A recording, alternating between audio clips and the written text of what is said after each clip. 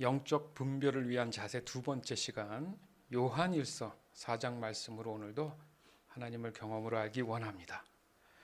이사야 66장 1절에서 2절 말씀. 여호와께서 이렇게 말씀하셨다. 하늘은 내 보좌요, 땅은 내 발판이다. 그러니 누가 내 집을 지을 수 있겠으며 내가 쉴 곳이 어디 있겠느냐. 내 손이 이 모든 것을 지었다. 이 모든 것은 다 내 것이다. 여호와의 말씀이다. 겸손하고 자기 죄를 뉘우치는 사람, 나를 두려워하고 내 말을 따르는 사람, 이런 사람이 내가 좋아하는 사람이다. 아멘. 하나님이 좋아하는 사람, 죄를 뉘우치는 사람, 하나님을 두려워할 줄 아는 사람, 하나님의 말씀을 잘 따르는 사람. 즉 믿는 하나님의 자녀라는 그 이름 명칭이 그리스도인이지 않습니까? 바로 이 그리스도인으로 살아간다는 것은 곧 하나님의 영이 그 사람 안에 함께 계신다는 의미인 거죠. 그래서 믿음으로 신앙생활을 하는 사람에게 매우 중요한 것이 바로 영성이에요. 영성. 그러니까 성령을 빼고서는 우리의 신앙을 말할 수 없다는 거죠. 즉 이 영성은 곧 하나님을 두려워할 줄 아는 또 떨리는 마음, 그것을 이야기합니다. 즉 하나님의 말씀을 늘 접할 때마다 그 마음 안에 간절함이 있어야 돼요. 그리고 뭔가 떨리는 마음이 있어야 돼요.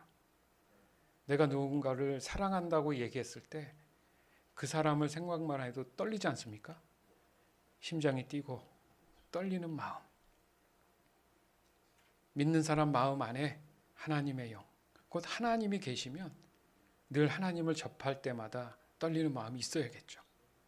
거기서 오는 참 두려움이라는 게 있어요. 거룩한 두려움이죠. 다시 말해서 하나님은 영이시기 때문에 눈에 보이지 않는단 말이죠. 그러면 하나님을 어떻게 의식하고 인식할 수 있을까? 그 장치가 믿음입니다. 그래서 육신의 눈으로는 볼 수가 없는 거예요. 그러면 육신의 눈을 가진 사람들이 보지 않는 이유가 당연하겠죠. 바로 사람의 죄로 인해서 하나님의 영이 그 사람에게 없기 때문에 하나님을 눈으로는 볼 수 없는 것도 있지만 그 마음으로도 하나님을 인식하지 못한다는 이야기입니다. 로마서 10장 8절에서 10절. 성경이 무엇이라고 말합니까? 말씀이 내게 가까이 있으니 내 입에 있고 내 마음에 있다. 이것이 바로 우리가 선포하는 믿음의 말씀입니다. 여러분이 만일 여러분의 입으로 예수님은 주님이시다라고 고백하고 또 마음으로 하나님께서 그리스도를 죽은 자들 가운데서 다시 살리신 것을 믿으면 여러분은 구원을 얻을 것입니다. 여러분은 마음으로 믿어 의롭다함을 얻으며 입으로 고백하여 구원을 얻습니다. 아멘. 내 입에 있다. 근데 그게 끝난 게 아니라 내 마음에 있다. 그것이 믿음의 말씀이다. 그렇죠? 그러니까 우리가 우리의 머리로 믿는 게 아니라 마음으로 믿어. 지금 우리는 그 말씀을 지금 심도 있게 다루고 있는 거예요. 그래서 의롭다함을 입고 입으로 예수 그리스도를 고백하는 것. 그게 구원이다. 따라서 죄로 인한 사람들의 마음 안에는 하나님의 영이 없기 때문에 하나님을 인식할 수가 없습니다. 그 결과 자신이 가지고 있는 마음의 임의적인 판단으로 인해서 행동하고 말하게 된다는 거죠. 즉 사람의 마음을 들여다보는 존재가 없다라고 거짓말을 하는 거예요. 착각하는 거죠. 왜냐하면 사람이 처음 창조된 당시에 그 사람 마음 안에 항상 하나님의 영이 계셨어요. 그렇기 때문에 그 하나님의 영을 늘 인식하고 있었던 거죠. 그러다 보니까 언제나 하나님에 대해서 의식할 수밖에 없는 거죠. 그래서 사람 스스로 자신의 어떤 임의적인 판단보다는 항상 하나님의 선하신 뜻에 자연스럽게 이끌림을 받았다는 거죠. 그러니까 사람이 무엇을 하든지 간에 모든 것이 완벽할 수밖에 없고 당연히 걱정 근심조차 존재하지 않았다는 겁니다. 시편 139편 1절에서 7절. 여호와여, 주께서 지금까지 나를 살피셨으니 주는 나를 알고 계십니다. 주는 내가 언제 앉고 언제 일어서는지를 알고 계십니다. 주는 멀리서도 나의 생각들을 아십니다. 주는 내가 나가고 눕는 것을 아십니다. 주는 나의 모든 길에 대해 잘 알고 계십니다. 내가 무슨 말을 하려는지 여호와여, 주는 그것을 다 알고 계십니다. 주는 앞뒤로 나를 둘러싸고 계십니다. 주는 주의 손으로 나를 붙잡고 계십니다. 이것을 안다는 것은 내게 너무도 엄청난 일입니다. 그런 지식은 내가 알기에는 너무도 깊고 오묘합니다. 내가 주의 영을 떠나 어디로 갈 수 있겠습니까? 내가 주가 계신 곳을 떠나 어디로 도망갈 수 있겠습니까? 아멘. 하나님의 영이 그 사람 안에 있다, 임재하셨다, 이 경험이 시작되면요, 7절의 말씀처럼 고백할 수밖에 없어요. 내가 주의 영을 떠나 어디로 갈 수 있습니까? 바꿔서 얘기하면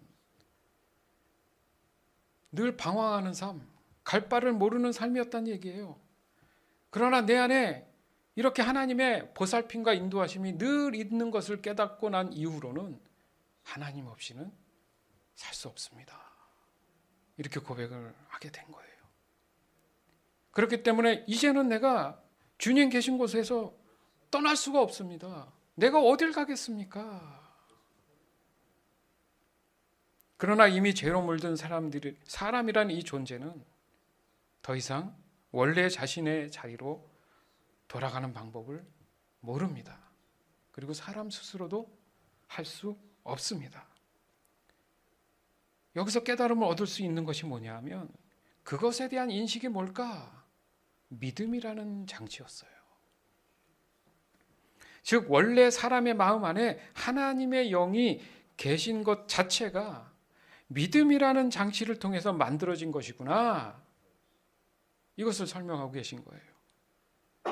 사실 믿음이라는 이 의미조차 설명할 필요가 없는 사람이 바로 이 죄로 인해서 하나님과의 관계에 대한 믿음이란 장치가 있었구나, 이걸 깨닫게 됐다라는 거죠. 그래서 믿음의 말씀인 거예요.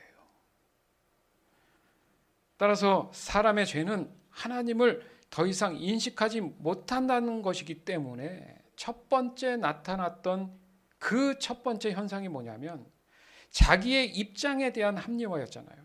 첫 번째 하나님을 죄로 인해서 대면한 그 시점에서 그 사람에게 나왔던 말이 바로 자기 입장에 대한 합리화였어요. 이걸 오늘날 지금 우리가 쉽게 말해서 거짓말이라는 겁니다. 하나님을 떠나면 거짓말을 하게 돼 있구나. 즉 하나님을 두려워하는 마음, 떨리는 마음이 사라져버린 거예요. 좀 더 정확히 말하면 하나님에 대한 믿음이 사라졌다. 무슨 말이에요? 하나님의 영 자체가 믿음이라는 거죠. 그 믿음이 내게서 사라졌다, 없어졌다, 떠났다. 그 결과 어떻습니까? 거짓을 말하면서도 아무렇지도 않게 뻔뻔한 그런 상태로 되어버렸다는 거죠. 따라서 사람이 거짓말을 한다는 것 자체가 하나님을 믿지 않는다는 거죠. 왜냐하면 하나님의 말씀은 진리이기 때문에 그렇습니다. 여러분, 진리 한마디로 얘기하면 참이잖아요. 진짜죠. 그러나 참의 반대말이 뭡니까? 거짓이잖아요. 이것이 믿는 그리스도인이라 할지라도 예외가 아니라는 게 지금 문제인 거예요. 그래서 우리가 지금 애쓴다, 갈망한다, 몸부림친다, 이게 뭐 하는 것이냐?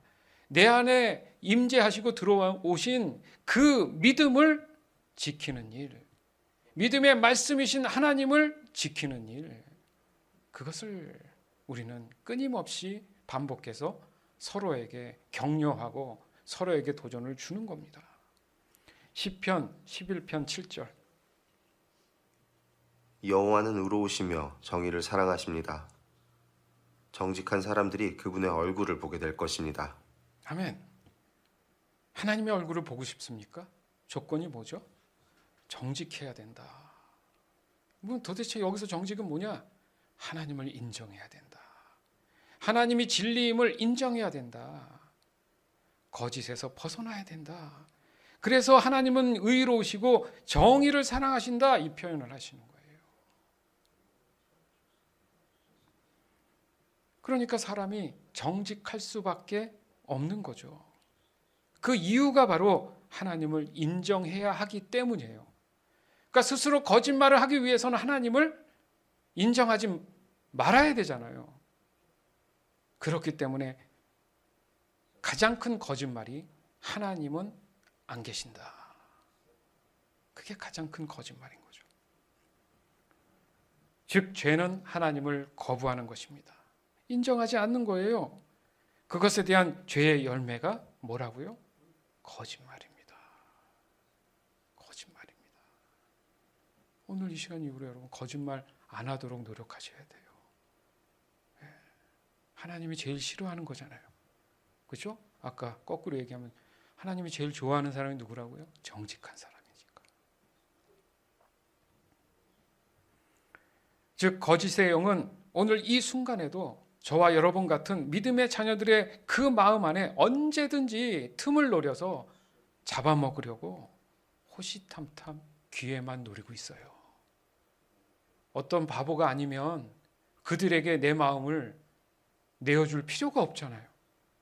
그런 바보가 있습니까? 지켜야죠. 마음을 뺏겨서는 안 됩니다. 지켜야 되는 문제. 즉 우리가 어떻게든 죄 가운데에 거짓의 영에 속을 수 있다는 얘기예요. 진리의 영이신 성령님과 거짓의 영에 대한 이 분별이 온전하지 않으면 반드시 거짓의 영에게 속게 되어 있습니다. 요한복음 8장 47절. 하나님께 속한 사람은 하나님께서 하시는 말씀을 듣는 법이다. 이는 너희가 하나님의 말씀을 듣지 않는 것은 너희가 하나님께 속해 있지 않기 때문이다. 아멘. 아무리 하나님 말씀을 해도 안 듣는 사람들이 있어요. 여러 가지 이유가 있겠지만 하나님에 속해 있지 않으면 그게 진리로 들리지 않는다는 얘기예요. 거짓의 영에 속해 있으면 그게 진리이니까 자기들한테 아무리 얘기해도 안 들립니다. 그럴 때는 굳이 설득할 필요가 없는 거예요. 다시 말해서 어설픈 믿음으로는 반드시 거짓의 영에 속거나 속하게 된다. 기억하십시오. 어설픈 믿음을 가지면 넘어집니다. 뜨겁던지 차던지 하나님 앞에 믿음은 명확해야 돼요. 그리고 그것이 마치 신실한 믿음인 듯 늘 거짓된 신앙으로 자신의 거짓말을 합리화하는데 급급한 현실을 보내게 되어 있어요. 하나님 모르신다고요? 아까 말씀처럼 하나님은 다 아십니다. 다 아십니다. 말을 안 하시는 것뿐이에요. 이 모든 것은 하나님의 영이 그 사람 안에서 충분히 인식되지 않았기 때문입니다. 즉 성령 하나님이 충만하게 느껴지지 않았기 때문에 그렇다. 그래서 얘기하는 게 성령 충만하세요예요. 다시 정리해 보면 사람이 먼저 하나님을 두려워하는, 그러니까 떨리는 그 마음을 가질 수가 없다는 얘기예요.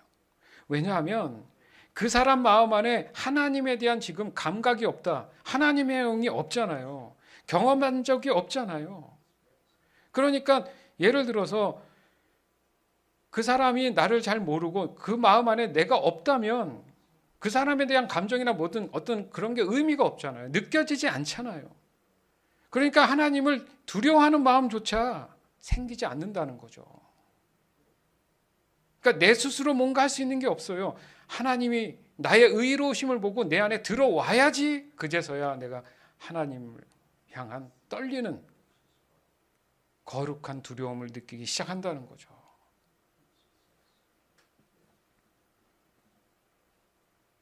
따라서 하나님을 두려워하는 마음을, 또 떨리는 그 마음을 알게 하기 위해서는 곧 복음을 마음으로 들어야 된다. 마음의 귀가 열려야 된다는 얘기예요. 무슨 말이냐?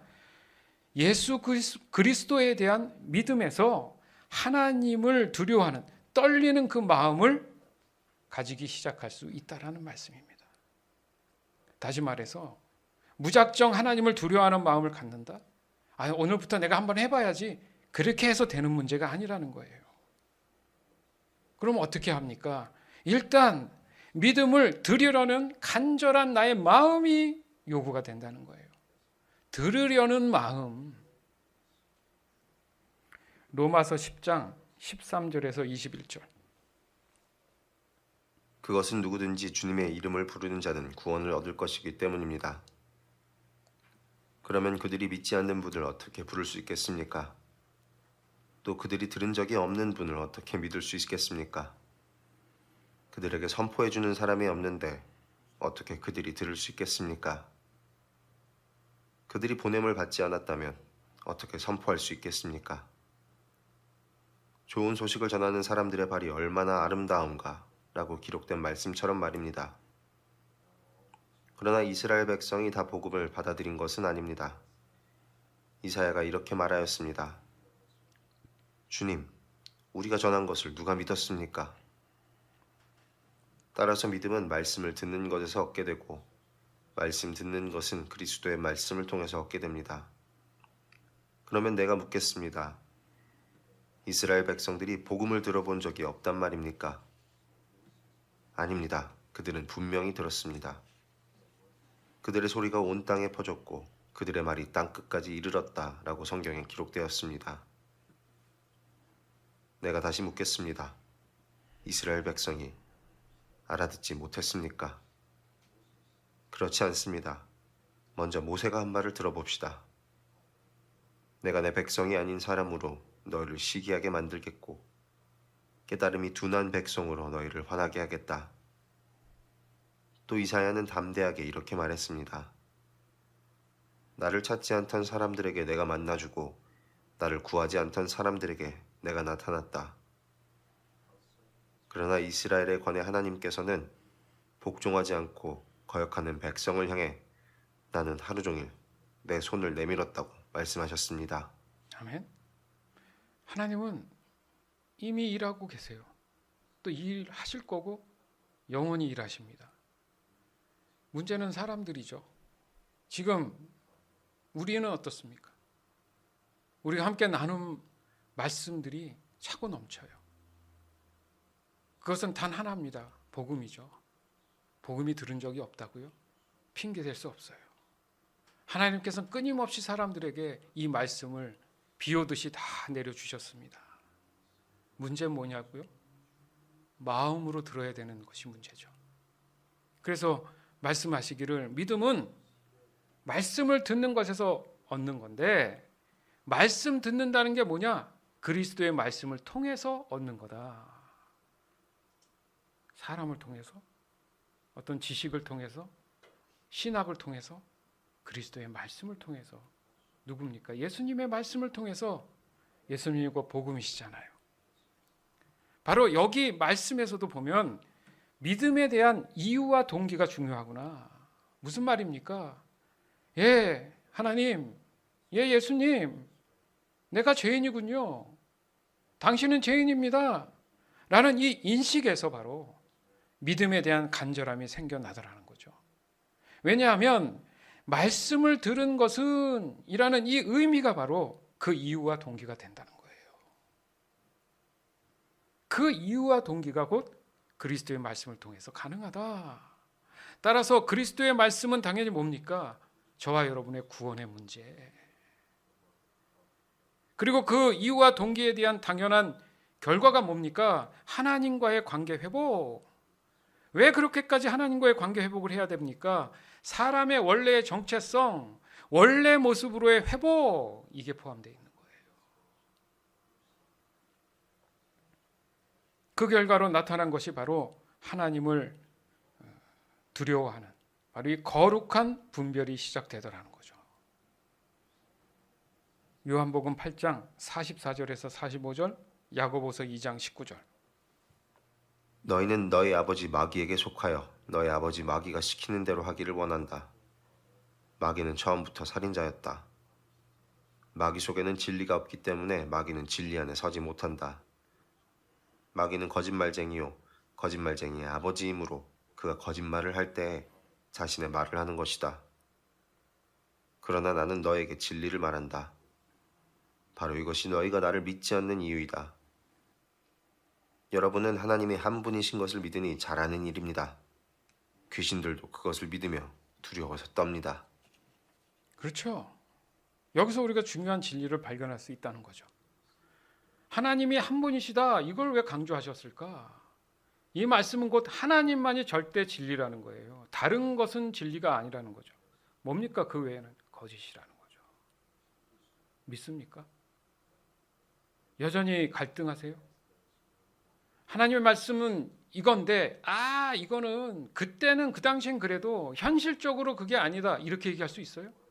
그건 시대의 문제가 아니에요. 믿음의 문제지. 믿음의 문제지. 시대가 무슨 상관이 있죠? 하나님과의 관계에서의 믿음의 문제가 무슨 시대와 상관이 있습니까?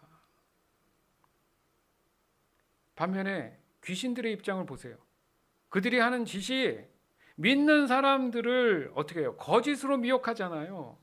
근데요, 그 자체가 뭡니까? 스스로 하나님의 영이 있음을 인정하는 거예요. 분별이 되세요?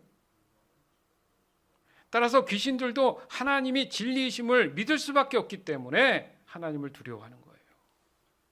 그런데 귀신들이 하나님을 두려워하는 것과 믿는 자녀가 하나님을 두려워하는 것은 완전히 다른 문제입니다. 단어는 똑같아 보여도 달라요. 요한일서 4장 17절에서 18절. 하나님의 사랑이 우리 안에 완전해질 때 우리는 하나님께서 심판하시는 그날에 아무 두려움 없이 설 수 있을 것입니다. 우리에게 어떤 두려움도 있을 수 없는 것은 우리가 이 세상에서 예수님과 같아지기 때문입니다. 사랑이 있는 곳에는 두려움이 없습니다.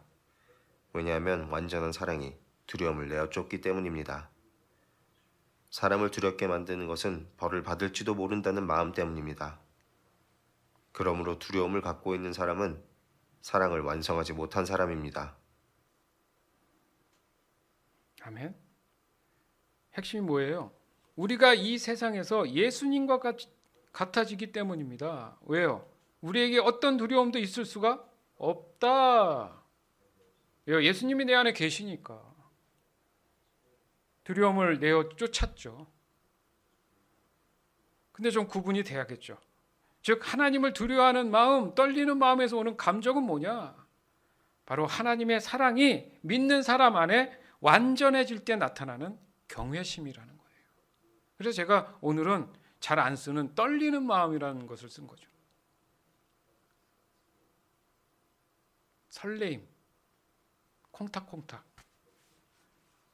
누군가를 좋아하고 그랬을 때 느껴지는 그 설레임. 그렇지만 경이로움, 웅장함, 하나님을 생각할 때 그런 경외심이 그 감정이 무엇인지 깨닫고 표현되기 시작한다는 겁니다. 그러나 귀신들이 두려워하는 게 뭐냐? 자신들이 언제 소멸될지 모르는 심판, 그것에 대한 두려움이에요. 그러니까 똑같죠. 죄를 지은 사람들이 두려워하는 것은 뭐예요? 심판이잖아요. 그러나 말씀처럼 하나님의 영이 그 사람에게 있고 하나님과의 사랑이 회복된 사람은 심판 날에 담대해진다. 이렇게 표현하시잖아요. 따라서 믿는 자녀라면 무슨 일이 있든지 간에 무슨 생각을 하든지 간에 무슨 말, 무슨 행동을 하든지 간에 그 마음 안에 하나님의 영이 계심을 인식합니다. 그래서 언제나 두렵고 떨리는 그 마음을 유지하게 되죠. 여기서 두렵고 떨리는 마음이 이제 무엇인지 아시잖아요. 그것이 바로 신앙생활에 매우 중요하구나. 겸손함이죠. 하나님의 말씀을 먼저 생각하는 거죠. 믿음의 말씀. 그게 바로 영적 분별력의 자세입니다. 요한복음 8장 31절에서 32절, 고린도후서 3장 17절. 예수님께서 자기를 믿는 유대인들에게 말씀하셨습니다. 너희가 나의 가르침을 꼭 붙들고 있으면 진정 나의 제자이다. 그때 너희는 진리를 알게 되고 진리가 너희를 자유롭게 할 것이다. 주님은 성령이십니다. 주님의 성령께서 계신 곳에는 자유가 있습니다. 아멘. 예수님의 말씀을 꼭 붙잡고 있는 사람은 나의 제자다. 믿음을 꼭 붙잡고 지키는 일, 그러면 나의 제자인데, 그때에는 이제 진리를 알게 된다. 하나님을 알게 된다. 그러면 그 진리, 하나님께서 그 사람에게 자유함을 주신다. 좀 더 구체적인 설명이, 주님은 성령이십니다. 주님의 성령께서 계신 곳은 자유합니다. 여러분 안에 성령이 계시면 여러분 마음 안에 자유함이 있다. 즉 믿는 우리에게 있어서 진리를 따른다는 것은 바로 영적인 회복에 대한 결과구나, 열매구나. 그것을 그리고 늘 갈망하는구나. 즉 사람이 온전할 수 있는 근거가 바로 진리에 있다라는 거죠. 그럴 때 사람에게 참 자유가 주어진다. 여기서 자유란 무엇이냐? 죄에 속박되어 있던 모든 것들이 영원히 풀려버린다. 그래서 진정으로 사람이 최우선적으로 간절히 바라야 될 것이 바로 이 진정한 자유가 아니겠습니까? 사는 게 그렇잖아요. 사는 것에 좀 자유하고 싶잖아요. 근데 그게 가만둡니까? 중요한 게 뭐예요? 내가 감옥에 있더라도 내 마음까지는 가두지 못한다. 뭐 이런 유명한 말들이 있지 않습니까? 마음의 자유함이 중요한 거예요. 그리고 이 자유를 누리기 위해 끝까지 살아남아야 하는 삶에 있어서 하나님께서 우리에게 절대 필요한 것을 주셨는데, 그게 바로 성령께서 우리에게 허락하신 영적 분별력입니다. 사도행전 14장 22절, 고린도후서 10장 3절에서 5절. 그들은 그곳에서 제자들을 격려하고 믿음 안에 머물러 있으라고 권했습니다. 그리고 하나님 나라에 들어가려면 많은 고난을 겪어야 한다고 말했습니다. 우리가 이 세상에 살기는 하지만 세상이 싸우는 것과 같은 싸움은 하지 않습니다. 우리의 무기는 이 세상의 무기가 아니라 강한 요새라도 파괴하는 하나님의 능력입니다.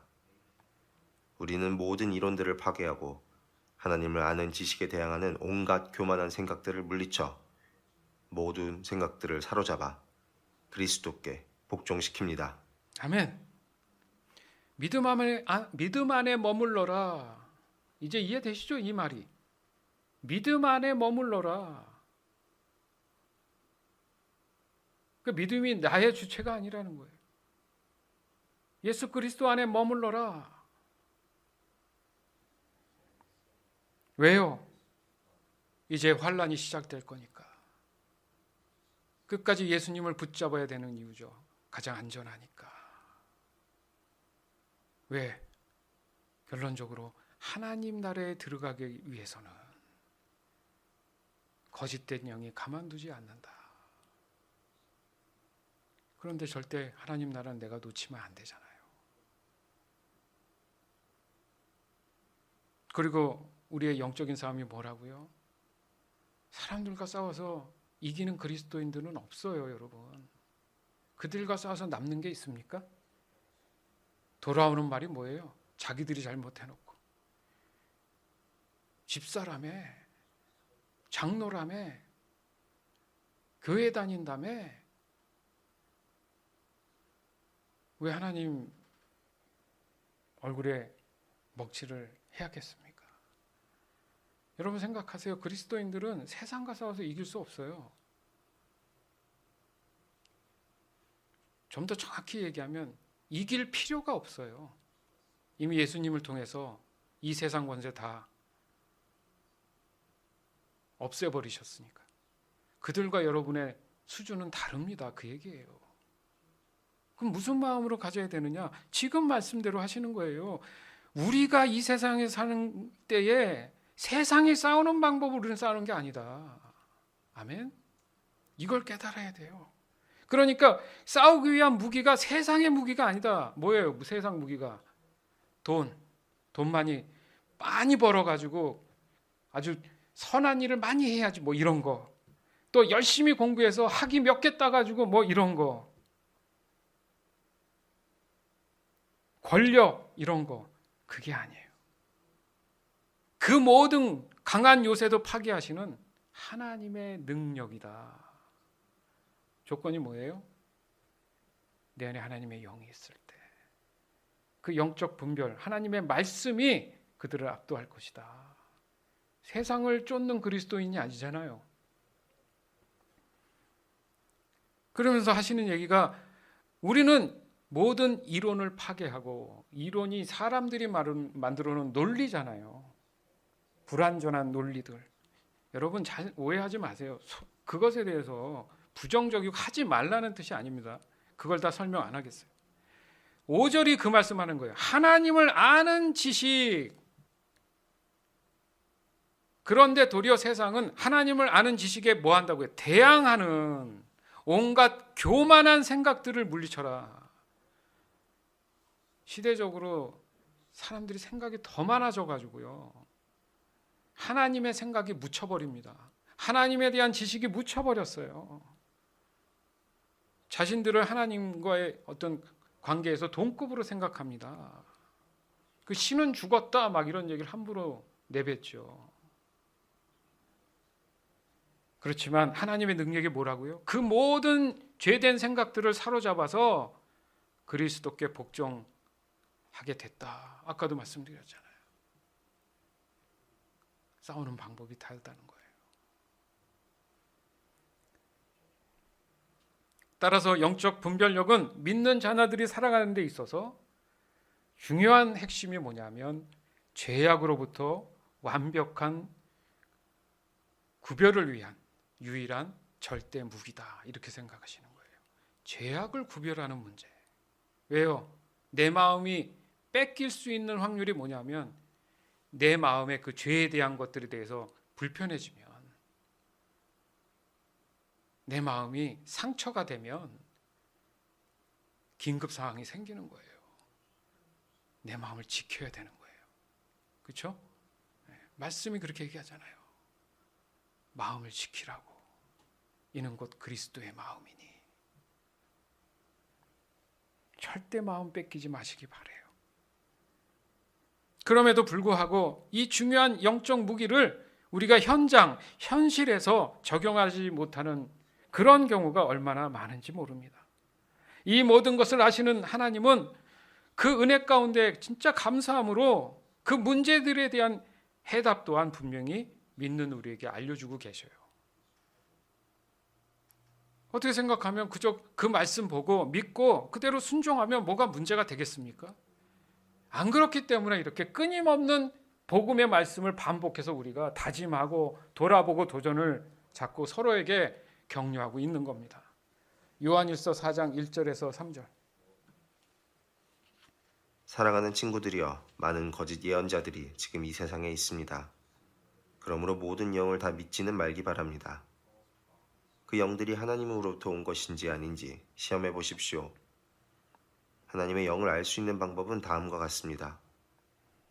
어떤 영이 말하기를 나는 예수님께서 이 땅에 사람으로 오셨음을 믿습니다 라고 얘기하면 그 영은 하나님께로부터 온 것입니다. 그러나 예수님에 대해 이렇게 말하는 것을 인정하지 않으면 그 영은 하나님으로부터 온 것이 아니며 그리스도의 적으로부터 온 것입니다. 여러분은 그리스도의 적이 오리라는 말을 들었을 것입니다. 그는 이 세상에 와 있습니다. 예. 여기서 보면 영의 말들이란 말을 왜 갑자기 영을 할까? 영은 곧 사람들의 입에서 나오는 말인데 그들의 마음 안에서 나오는 말이에요. 그러니까 그래서 영적 싸움이라고 하는 거예요. 모든 것이 마음에서 시작해서 마음에서 모든 것들이 결정돼서 결과물로 나타나는 게 우리가 눈에 보이는 이 세상이니까. 근데 그것이 분별이 안 되면 저게 진리인가? 이게 진리인가? 마음 안에 헷갈릴 수 있죠. 그것을 지금 분별하도록 지금 제시하고 있잖아요. 이게 방법 아니면 뭐예요? 모른다고 하지 말고 이 말씀을 보고 깨달으면 되죠.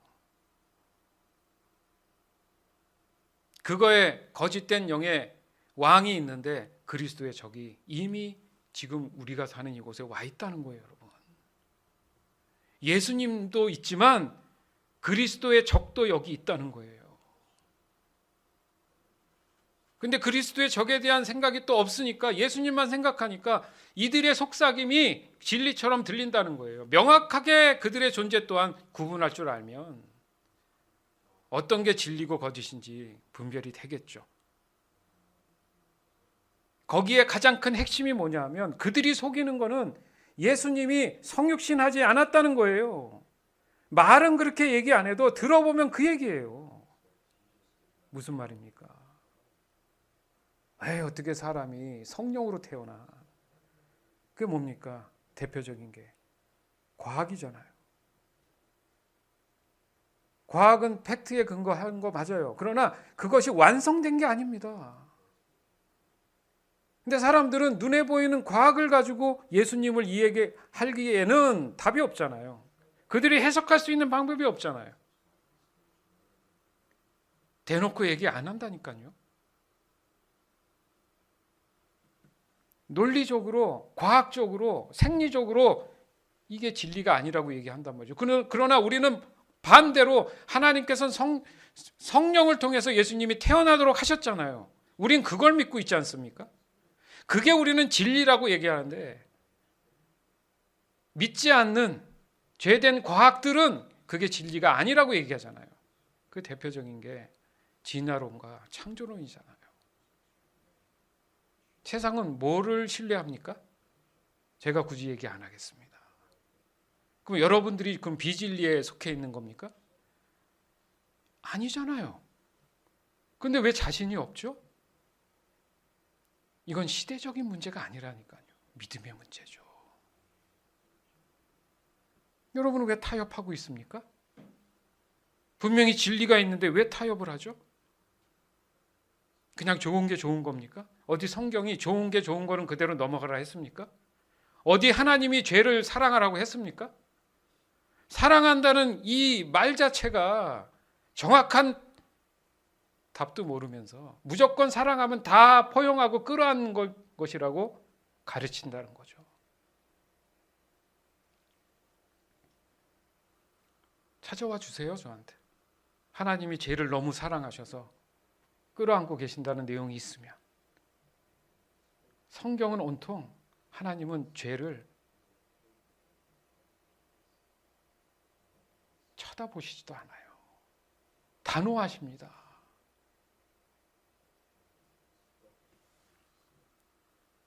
그렇게 달콤하게 다가오는 거예요.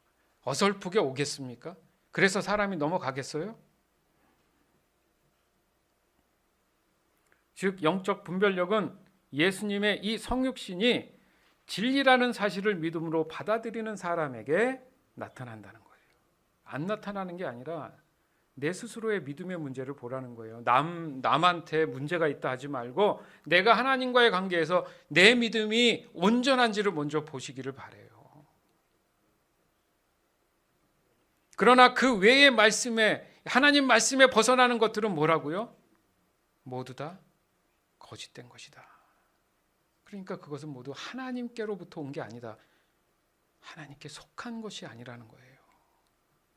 그만큼 믿음으로 산다는 게 뭡니까? 이 영적인 분별이 온전하지 않으면 언제든지 거짓의 영에 바로 넘어질 수밖에 없구나.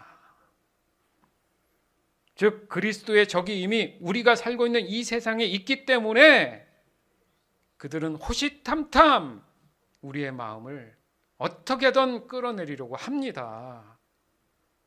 그 믿음이 어설프면 안 돼요.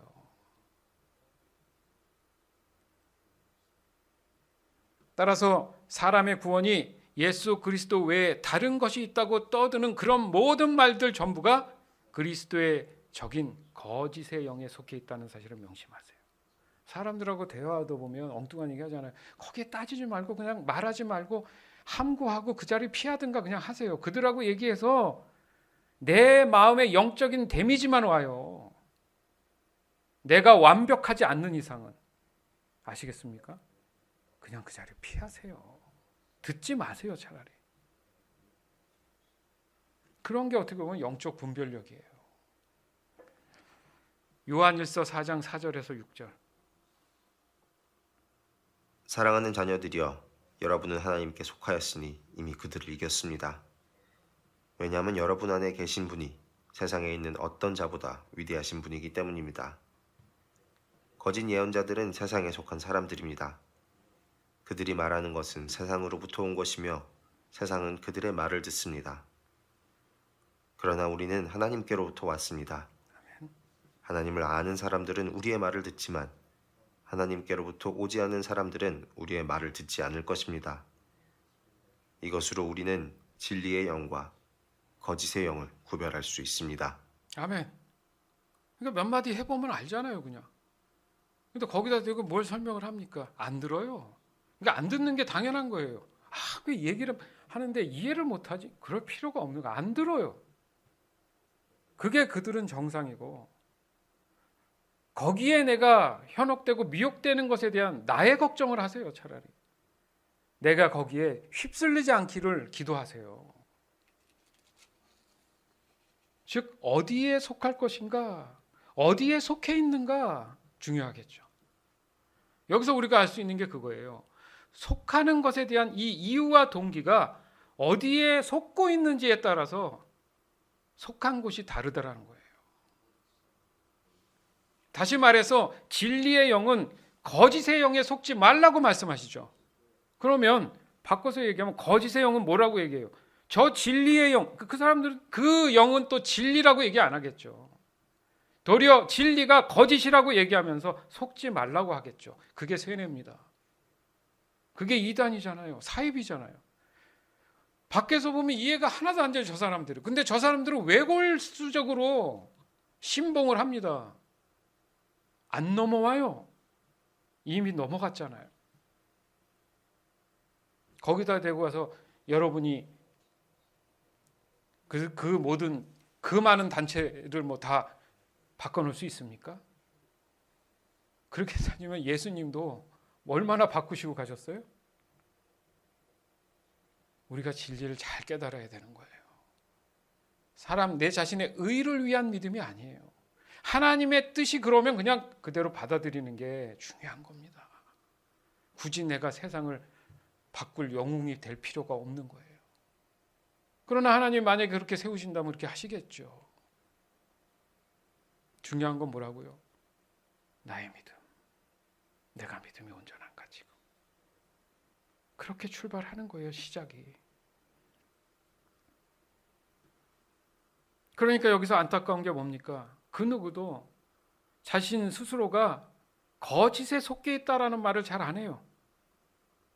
나름 이유가 있다고 얘기하죠. 즉 사람이 그 있는 자리가 곧 진리이기를 바라요. 그냥 내가 여기 있기 때문에 여기가 진리이길 바라는 거예요. 그냥 여기가 그런 진리로 믿고 싶은 거예요. 그 원인이 바로 온전한 영적 분별력이 이루어지지 않았기 때문에 그렇습니다. 여러분 그런 경우 많아요. 살면서 여러분 주변에 없습니까? 답답한 경우 없어요? 네? 그런데 하나님이 그 자리에 내가 있으라고 합니다. 성경적인 거예요. 그럼 하나님께 묻는 거죠. 나를 통해서 저들을 변화시키려고 하시려나? 이런 거 내려놓으세요. 이런 거. 그냥 필요하니까 거기 있는데 하나님의 어떤 주시는 그런 메시지들을 내가 캐치만 할 수 있다면 내 역할이 거기 있어요. 분명히 있어요. 그것만 하면 돼요. 성경에 수많은 인물들이 그렇게 살았어요. 그걸 우주적으로 판단하고 우주적으로 자꾸 생각하고 내가 뭔가 해야 되는 게 아니냐 이런 것 자체가 자기 의의를 위한 겁니다. 그리스도인은 주어진 삶 안에 믿음을 지키는 것. 아멘. 그게 최고예요, 그냥.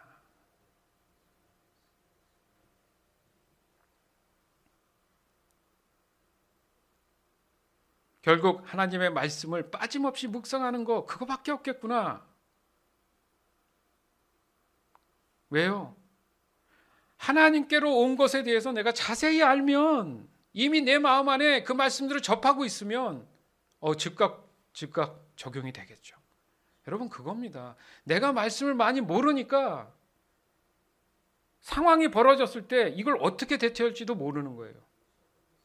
아니, 소방관이 불을 끄는데 훈련 안 받습니까? 갑자기 소방관이 돼서 알아서 그게 착착 돼요? 그럼 뭐 합니까? 맨날 훈련하죠. 맨날 뭐 외우고 이럴 땐 이렇게 하고 구호 뭐 이렇게 하잖아요. 방법. 불이 안 나도 반복적으로 훈련하고 연습하죠. 그러면 뭐 10일에 한 번 불이 났다 치면 그 한 번, 1시간을 위해서 얼마나 많은 시간을 준비합니까? 그러면 그리스도인들은요, 이 말씀들을 끊임없이 주야로 묵상해라. 끊임없이 그 말씀을 내 입에 둬라. 마음에 둬라. 필요할 때 써먹으려고. 아멘? 그래서 어떤 상황 속에서라도 바로 영적 분별이 나타나야 하기 때문에 그렇다는 얘기예요. 왜요? 내가 언제 넘어질지 모르니까. 즉 영적 분별력이 필요한 순간마다 거기에 적절한 말씀이 순간 떠올라야 한다는 거죠. 그래야 순종이 자연스럽게 일어나죠. 저도 설교를 준비하고 보면, 어제도 우리 사모님한테 얘기했지만은, 말씀을 준비하다 보면 말씀이 이렇게 떠올라. 이렇게. 그러면 몇 장 몇 절짜리 기억이 안 날 수도 있잖아요, 많은. 그러면 그걸 찾습니다. 찾는 방법이 어렵지 않잖아요, 요즘은. 그럼 그 말씀들이 지금 여기에 여러분들하고 함께 나누는 내용들이 되는 거예요. 그러면 여러분 삶 가운데도 누굴 만나고 어떤 상황, 사태가 벌어졌다, 늘 말씀을 묵상하다 보니 성령께서 비춰주셔서 그게 깨닫고 그 말씀이 내 지혜 가운데 오면서, 아, 말씀이 이렇게 하셨지, 그래 이때는 내가 이렇게 순종하면 되겠구나. 그리고 믿음으로 결과 기다려보세요. 놀라운 일이. 그게 아까 말씀드린 하나님의 능력이다. 이게 하나님의 무기고 하나님의 싸우는 방법이에요. 그게 에베소서 6장에 있는, 그렇죠? 영적인 갑옷 말씀 있잖아요. 우리 주보에도 있잖아요, 앞에. 그래서 거기다 갖다 놓은 거예요. 주보 맨 앞에 영적인 갑옷을 입으라고.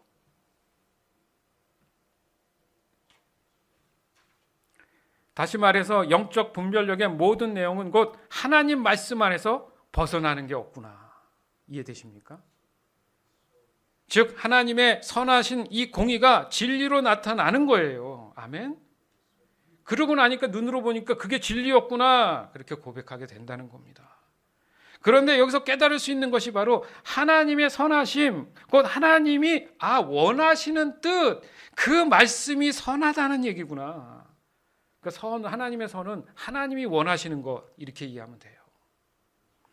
따라서 전적인 하나님의 마음, 하나님의 그 마음 그대로 내 눈에 환경에 보이는 모든 대상이나 어떤 상황이든 간에 무엇으로 적용하면 된다고요? 믿음으로 적용하면 하나님의 능력이 나타나는 거예요. 아멘. 즉 하나님이 사람을 창조하실 때 어떻게 창조하셨어요? 보시기에 좋았더라. 보시기에 가장 최고의 상태로 창조하셨어요. 특별히 사람은 다르죠. 왜요? 하나님의 형상을 따라 창조하셨다는 이 말씀, 여러분은 어떻게 묵상하고 깨달았습니까? 사람을 향한 하나님의 마음이 담겨진 게 사람이잖아요. 무슨 마음이에요? 사랑하는 마음, 떨리는 마음, 형상. 나를 닮은 것처럼 만들었어. 어디서 많이 듣던 얘기네. 저에겐 아들이 둘 있습니다. 얼핏 보면 저를 닮았다고 얘기합니다. 나를 닮은 형상으로 나온 결과물들이 우리 아이들이에요. 우리 아들들을 생각하면 떨려요. 내 모든 걸 다 줘도 그들을 위해서 뭘 할 수 있어요. 하나님이 사람을 그렇게 지으셨다. 떨리는 마음으로. 얼마나 고귀하겠습니까? 너를 보면 내가 보이는 것 같아. 이런 마음으로 사람을 지으셨으니 죄로 인해서 버려질 것이 너무너무 가슴 아프시니까 어떻게 하고 싶은 거예요? 다시 회복시켜 주시겠죠. 그런데 하나님은 능력이 있으신 분이니까, 가능하시니까. 그러나 의와 질서가 있으시니까 거기에 불법을 자행하시지 아니하고 정상적인 방법으로 질서를 따라서 사람을 구원케 하신 거잖아요. 신과 사람과의 관계가 아니에요. 그래서 저희가 아까 말씀 읽고 기도할 때 영적 분별력과 하나님의 사랑과 무슨 관계가 있습니까? 같은 말이라고 제가 말씀드린 이유가 거기 있는 거예요.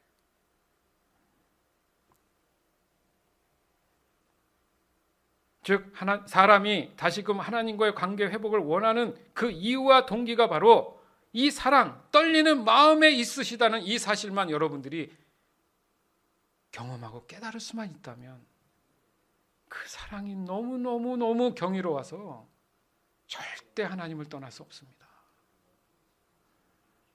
요한일서 4장 12절에서 16절. 어느 누구도 여태까지 하나님을 본 적이 없습니다. 그러나 우리가 서로 사랑하면 하나님께서 우리 안에 거하십니다. 우리가 서로 사랑할 때 하나님의 사랑은 우리 안에서 완전해질 것입니다. 우리는 우리가 하나님 안에서 살고 하나님께서 우리 안에 계신다는 사실을 알고 있습니다.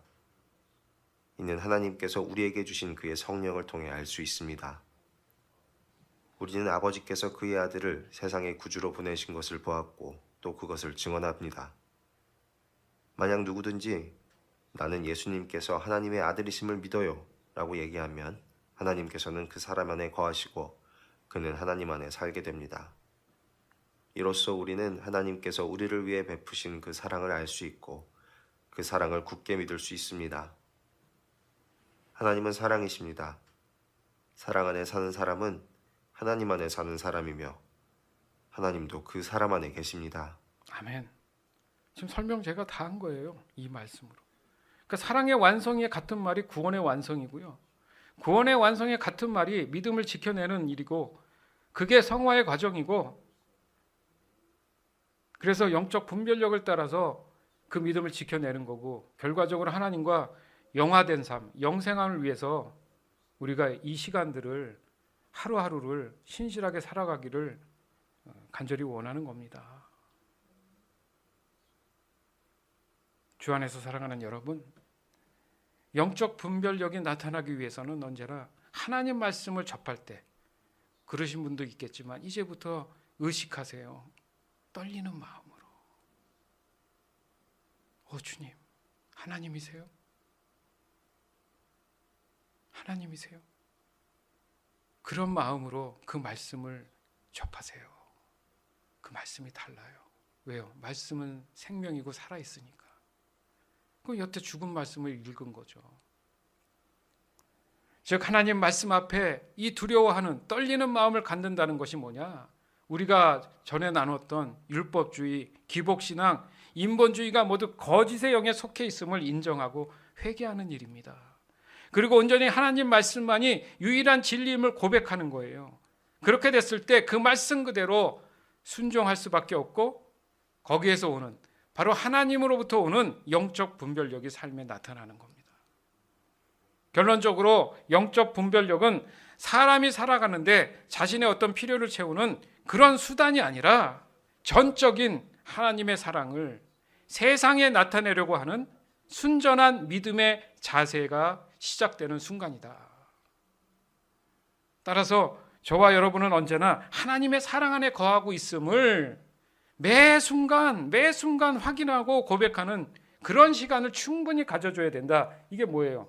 하나님 말씀을 묵상하는 거죠. 따라서 영적 분별력을 위한 자세는 전적인 하나님의 사랑으로 인해서 거기에 나오는 감정, 경외심과 떨리고 순전한 그 믿음이 저와 여러분 마음 안에 거할 때 하나님의 영이 성령께서 그 사랑을 깨닫게 했을 때 나타난다는 그 사실을 오늘 이 시간 반드시 깨닫고 삶에 적용하게 되는 저와 여러분이 되기를 주 예수 그리스도 이름으로 간절히 축원합니다. 아멘. 요한일서 4장 7절에서 11절, 19절에서 21절. 사랑하는 친구들이여, 우리는 서로 사랑해야 합니다. 왜냐하면 사랑은 하나님께로부터 오기 때문입니다. 사랑하는 사람은 하나님의 자녀가 된 것이며 또한 하나님을 안다고 할 수 있습니다. 하나님은 사랑이시기에 사랑할 줄 모르는 사람은 하나님을 알지 못하는 자입니다. 하나님은 그의 독생자를 이 땅에 보내심으로 우리를 향한 그분의 사랑을 보여주셨으며 그를 통해 우리에게 생명을 주셨습니다. 진실한 사랑이란 하나님을 향한 우리의 사랑이 아니라 우리를 향한 하나님의 사랑인 것입니다. 하나님은 당신의 아들을 보내셔서 우리의 죄를 위해 화목제물이 되게 하셨습니다. 사랑하는 친구 여러분, 하나님께서 이처럼 우리를 사랑해 주셨으니 우리 역시 서로를 사랑해야만 합니다. 하나님께서 우리를 먼저 사랑해 주셨기 때문에 우리도 사랑해야 합니다. 어떤 사람이 나는 하나님을 사랑해요 라고 말하면서 그의 형제를 미워하면 그는 거짓말쟁이입니다. 이는 눈에 보이는 자기의 형제도 사랑하지 못하면서 보이지 않는 하나님을 사랑할 수는 없기 때문입니다. 그러므로 하나님께서는 누구든지 하나님을 사랑하는 사람은 자기 형제들도 사랑해야 한다고 우리에게 명령하셨습니다. 아멘.